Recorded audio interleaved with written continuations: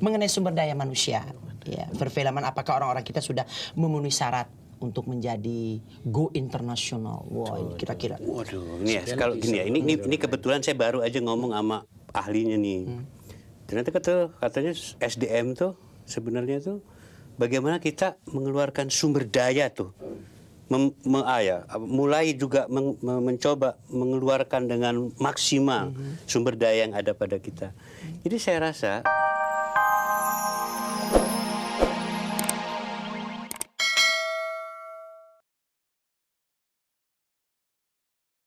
Assalamualaikum pemirsa, berjumpa lagi dengan saya Dorce Gamalama dalam acara Dorce Show. Biar begini-begini saya pernah main film. Judulnya Dorce So Akrab, Dorce Ketemu Jodoh. Nah, ini kali kita akan bincang-bincang masalah film. Dan saya masih berpikir, apa ada sih hari-hari begini masih ada film Indonesia yang bermutu? Waduh, kalau itu jawabannya, kebetulan saya mempunyai seorang tamu yang sangat istimewa.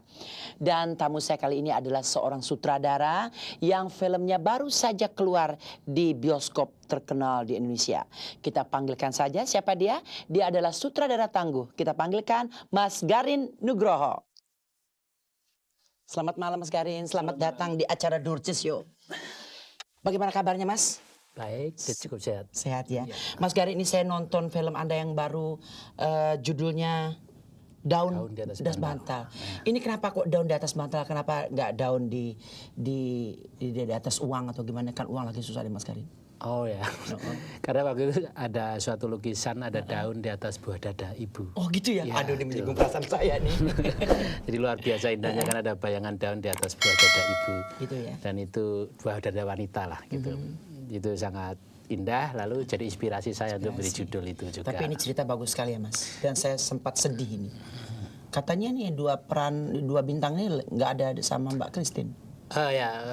Waktu itu memang hidup sama Mbak Christine, lalu karena dunia yang berbeda ya, lalu pergi lagi gitu. Tapi memang pada kehidupan mereka kan banyak kehilangan ya, banyak yang meninggal seperti di film saya Di Atas Kereta Api dan sebagainya gitu. Terus Mas Garin, bagaimana dengan pembuatan film ini, berapa lama? Dan ini target ini untuk siapa Mas film ini? Untuk menengah ke bawah atau menengah ke atas? Targetnya sebenarnya untuk semua penonton, tapi 13 tahun ke atas ya. Artinya parental guide yang harus dikawal oleh orang tua, karena kan adegan-adegannya kan ada memasang peniti di mulut, ada adegan-adegan yang kejam, ada adegan yang sangat gelap, sangat seru juga, sangat lucu juga, tapi kan harus dikawal untuk mereka bisa apresiasi tentang kehidupan ini kepada anak-anak gitu. Tapi anak-anak itu harus dikawal sama orang tua gitu. Gitu ya. Tapi kenapa film ini selalu ada di 21? Kenapa nggak seperti di Misbar begitu Mas? Tahu kan Miss Bar? Tahu dong. Saya sering nonton waktu itu. Ya karena itu kan digital surround secara teknologi. Digital surround, dan kemudian secara penonton saya juga ingin kelas menengah ke atas banyak yang menonton, melihat kehidupan mereka gitu. Jadi alangkah lebih baiknya juga diputar di tempat yang sesuai dengan teknologinya, surround digital yang ada di Plaza Senayan dan Pondok Indah, dan kemudian penonton kelas menengah bisa apresiasi kehidupan masyarakat lain gitu, masyarakat anak-anak jalanan itu. Berapa lama sih pembuatannya Mas? 35 hari syutingnya ya. Tapi kalau dengan di Jogja aja, di tempat mereka, di Jogja, di tempat teman-teman anak-anak jalanan itu hidup gitu. Tapi kan kita lagi krisis nih Mas. Lagi krisis, tiba-tiba ada film yang sangat bermutu seperti produksi yang Anda sutradara ini. Terus ngomong-ngomong dana dapat dari mana nih Mas? Minjem? Itu soalnya kepada produsernya Christine Hakim. Jadi dana sebetulnya bisa didapat dari mana-mana. Tapi keinginan untuk mencipta, melahirkan sesuatu yang memang nyata, tidak lalu lari dan gak jelas hasilnya, itulah yang membuat produk ini jadi. Itu banyak sekali rekan bisnis maupun rekan-rekan lain yang menyumbang, tapi jawaban itu pada Christine Hakim, bukan pada saya. Iya, baiklah pemirsa, kita akan kembali setelah yang sure ini.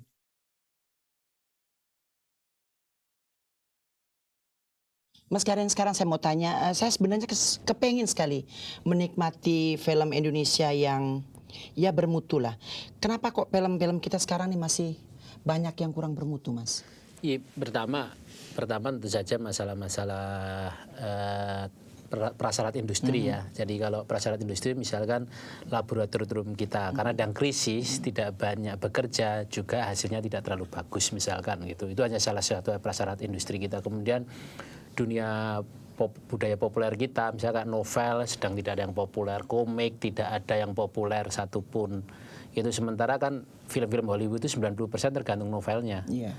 Jadi bahan mentah untuk film selain prasyarat industrinya juga sedang krisis. Kemudian sistem distribusi tahun-tahun yang lalu itu juga sangat tidak memungkinkan orang menikmati yang baik gitu. Jadi tahun ini mungkin kita harapkanlah kita mencoba memulai setapak demi setapak. Gitu. Oke Mas Garin, nanti kita akan lanjutkan. Dan Ya. pemirsa, berikut ini kita akan panggilkan seorang tamu saya.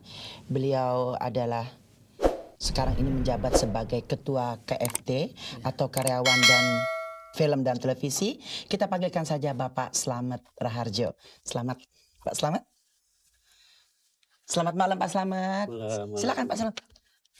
Pak di sini Pak, jangan muter Pak. Nih tempat di sini nih. Oke. Apa kabar Mas Slamet? Aduh, kumisnya belum dicukur, Mas. Belum. Belum, makin ganteng saja. Pokoknya malam ini saya mendapatkan seorang tamu yang ganteng banget. Mas Slamet, langsung aja saya akan tanyakan kepada Mas Slamet di sini, dan tentunya ini pertanyaannya kita santai-santai aja Mas Slamet. Gak usah terlalu tegang ya Mas. Nanti kalau tegang di luar ini saja nantinya. Tadi saya ngomongin masalah film Indonesia dengan Mas Garin Nugroho. Terus tentang kendala bahwa film Indonesia yang bermutu sekarang sudah hampir nggak ada. Ini bagaimana tanggapan Mas Slamet sendiri? Saya kira memang itu yang menjadi pemikiran kita hari ini ya. Sampai jangankan begitu, untuk bikin film aja orang nggak tertarik lagi, karena memang pada masa-masa yang lalu itu kita sampai kehilangan kepercayaan diri kok untuk bikin film ini secara menyeluruh ya, karena ada keberpihakan yang tidak seimbang antara film Indonesia dan film asing ya. Nah kalau ada orang gila seperti Garin gitu, ini gila Mas? rada. Ini gila kedua, Iya. masih sama. Berarti saya gila ketiga. Ya seperti gitu itu hanya diperlukan orang-orang yang memang melihat bahwa film masih harus kita perjuangkan ya. Jadi terima kasih juga sama Mas Garin gitu, bahwa filmnya yang kemarin tuh ternyata juga masih bisa kok meyakinkan orang banyak gitu ya. Jadi saya rasa mudah-mudahan ya melalui filmnya Mas Garin itu orang mulai termotivasi lagi deh, bahwa ternyata film juga milik kita juga gitu. Gitu. Kalau kemarin-kemarin tuh kayaknya film udah bukan milik kita lagi tuh. Milik siapa dong? Tahu. Nggak ngerti. Mau gue pikirin. Nggak pikirin juga, nggak ngerti. Terus Mas Slamet, mungkin nggak sih KFT bisa bikin film kayak model-model Mas Garin begini? Saya kira memang Garin tuh nggak ada duanya ya. Seperti Usmar Ismail juga nggak ada yang bisa menggantikan Usmar. Garin juga nggak ada yang Slamet bisa sedang bikin telegram. Sama dengan Prancis ya. Oh, film. iya. Dan tahun depan pasti diedarkan. Dan itu saya bilang ini kelahiran kedua Slamet Raharjo. Jadi Anda akan nonton yang bagus juga gitu. Ramalan saya seperti itu. Gitu. Ya, jadi saya rasa di situ KFT itu sebetulnya menyimpan banyak potensi ya. Tapi memang potensi-potensi itu sekarang sudah meluntur ya. Kemungkinan-kemungkinan untuk mempertahankan bahwa film itu kan sebetulnya ada job deskripsinya dong. Iya. Yang mau orang apa namanya bawa helicak aja pakai Rebuwes kok, pakai SIM ya. Nah bayangin tuh sutradara film nggak ada kejelasan apa tuh standar kelayakan profesinya. Saya rasa bahaya. Sebab kalau baja itu nabrak paling orang lecet ya.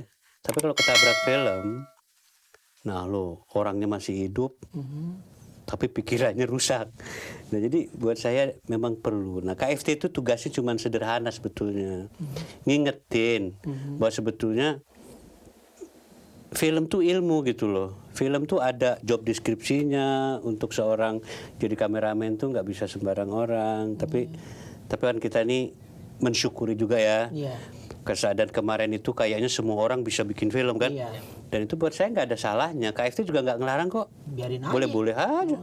Cuman kalau nanti mentok gitu, cuman diingetin tuh kan. Bener nggak gue bilang? Bener nggak gue bilang? Paling gitu. Mengenai sumber daya manusia perfilman, apakah orang-orang kita sudah memenuhi syarat? Apalagi Lu dengan serius banget. Oh iya. Enggak, mesti begitu. Ini kita santai nih yang serius banget. ini pertanyaannya nih, masa mesti begitu kan? Begini ya Mas Slamet ya. Ini jadi Gue baru pertama kali lihat Dorce formula gini. Kita Ya, malah sedikit begini Mas Slamet. Iya, oke. Mengenai sumber daya manusia. Ya, perfilman apakah orang-orang kita sudah memenuhi syarat untuk menjadi go internasional? Wah, ini kira-kira. Waduh, ini ya kalau gini ya, ini kebetulan saya baru aja ngomong sama ahlinya nih. Ternyata katanya SDM tuh sebenarnya tuh bagaimana kita mengeluarkan sumber daya tuh. Mulai juga mencoba mengeluarkan dengan maksimal sumber daya yang ada pada kita. Jadi saya rasa Garin itu kan juga terkuras dengan sendirinya sumber daya yang ada dalam dirinya ketika ada sistem dan metode yang dia pelajarin. Jadi orang tuh kan semuanya sebetulnya pengen toh ngeluarin, tapi rupanya tidak semua orang beruntung kan untuk mendapatkan informasi bagaimana cara mengeluarkan, bagaimana cara menggali itu, sehingga organisasi perfilman itu sebetulnya cuman upaya gitu untuk supaya orang punya cara buat mengeluarkan sumber daya dan kekuatan dirinya itu.